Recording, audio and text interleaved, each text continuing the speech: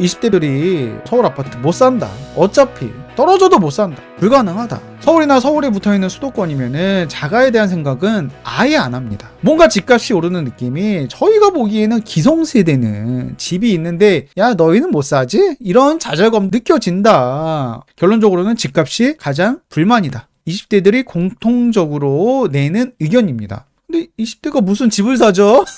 그것도 서울의 아파트를. 서울의 아파트 평균값이 한 14억, 15억 아닌가요? 상위 10% 이내야. 이거는 이 순자산으로 기준으로 봤을 때 14억, 15억 내 가지고 있으면 상위 10% 안에 들어가는 겁니다. 저도 서울 아파트를, 그것도 성북구 신축 아닙니다, 38살에 처음으로 샀습니다. 처음으로. 그것도 뭐 언덕이고 남들이 봤을 때는 하급지 중에 하급지 아파트야. 그것도 저는 38살에 처음으로 샀어요. 근데 무슨 20대가 꼰대 같은 소리일 수는 있겠지만 나 때는 이랬다. 너희 때도 별반 다를 게 없다. 지금만 어려운 게 아니라 항상 어렵습니다. 여러분들도 어려웠잖아요. 제 채널 시청하시는 분들 나이대가 40대가 많습니다. 다 공감하실 겁니다. 제 아버지는 평생 전월세를 전전했습니다. 환갑 가까운 나이에 서울 외곽, 그것도 언덕 꼭대기에 있는, 역세권도 아니야, 마을버스 타고 지하철역 가야 돼. 막 눈 오면은 그냥 고립돼.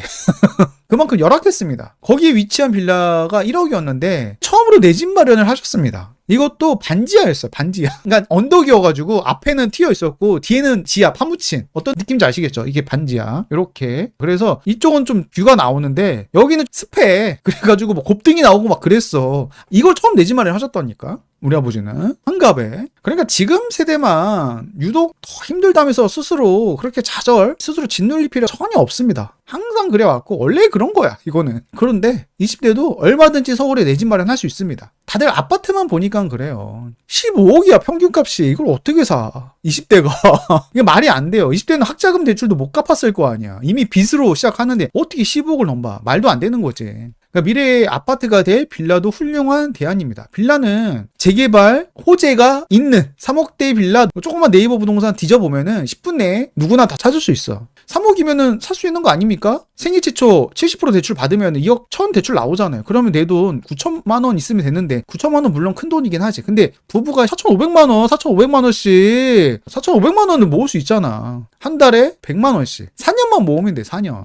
아니 최저임금만 받아도 월 200은 받는데 이거 반 떼가지고 100만 원씩만 적금하면 매달 4년이면은 모으고도 남습니다. 근데 이것도 힘들다고 하면 안 되지. 올라요. 빌라도 안 오르는 게 아닙니다. 실제로 제가 2018년에 2억대에 산 빌라가 지금은 8억이 훌쩍 넘습니다. 물론 재개발 호재가 터지긴 했죠. 근데 호재가 안 터졌는데 2억대에 산 빌라가 뭐 4억 되는 경우 너무나 흔합니다. 서울은 올라요. 그 밖에 보유 중인 개발 호재 없는 빌라도 최소한 1.5배는 다 올랐습니다. 빌라라고 안 오르는 게 아니다. 버티다 보면은 어느새 오르게 되어 있다. 더군다나 앞으로 공급 절벽으로 인해서 아파트 재료인 빌라가 더 올라가게 생겼죠. 하지만 문제는 이거죠. 아직 실력이 쌓이지 않은 20대가 빌라는 난이도가 높아. 급하게 장만하는 거는 높은 확률로 독이 되기도 합니다. 당장 무리해서 집을 사기보다는 집을 살 수 있는 능력을 만드는 게 먼저다. 그러니까 당장 사도 돼, 내가 실력이 있으면. 근데 대부분은 당장 사면은 실수를 하기 마련이니까. 젊을 때는 다양한 경험이 훨씬 더 큰 자산이기 때문에 그렇습니다. 더군다나 경험이 부족한 시기에는 엉뚱한 걸 살 확률이 굉장히 높겠죠. 그러다가 평생 반려 부동산이 돼요. 막 오피스텔 산다거나 원룸 뭐 이런 거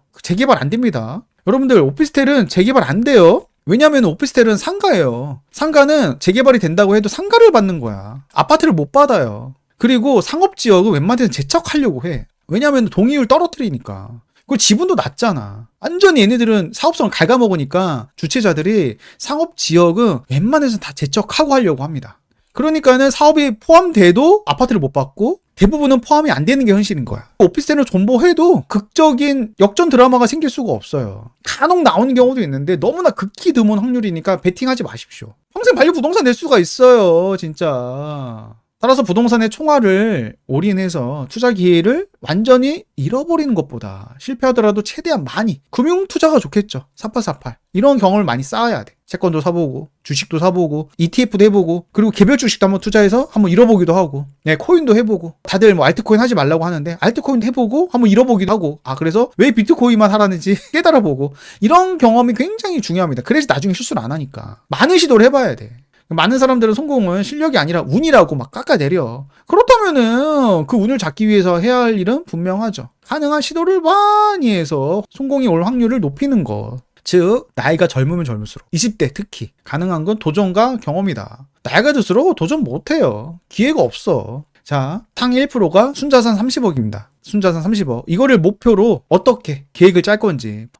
나이가 10대 공부를 열심히 하겠다 하면은 전무직 될 가능성이 굉장히 크겠죠. 네, 상위 1% 되면은 뭐 의사 될 수 있고 변호사 될 수 있고 세무사나 뭐 법무사나 될 수 있습니다. 전무직 될 수 있어요. 거기서 기업까지 한다면은 충분히 순자산 30억 네, 만들어요. 근데 요거는 이제 10대에서만 기회인 거죠. 그러니까 나는 공부가 하기 싫어 라고 하면은 옵션을 하나 날린 거야. 그러니까 고생을 하더라도 젊을 때 할수록 효율이 좋습니다. 그 외에는 사업, 유튜버, 연예인, 스포츠 선수가 있는데 이거는 너무나 바늘구멍. 현실적인 상위 1% 순자산 30억 플랜은 직장 다니면서 재테크를 하는 거죠. 이게 가장 현실적인 계획이 아닐까 싶습니다. 네, 저도 요거를 했습니다. 그러니까 20대 분들은 아끼고 모으고 갈아넣고 공부를 해야 돼. 투자 공부. 투자를 그리고 꾸준하게 반복을 해서 투자는 본인 경험이 가장 중요합니다.